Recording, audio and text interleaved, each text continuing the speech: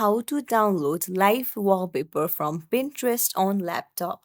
Hey everyone, welcome back to the channel. If you are new here, don't forget to hit the subscribe button and turn on the notification bell to not miss any updates. So let's dive right in. First things first, open up your Google Chrome browser and or any web browser that you want to, and then on the search bar, search for Pinterest and then go to the link and make sure that you log in into your account, and then on the search bar of Pinterest search for live wallpaper. And now here you'll get a lot of wallpapers that you can choose from.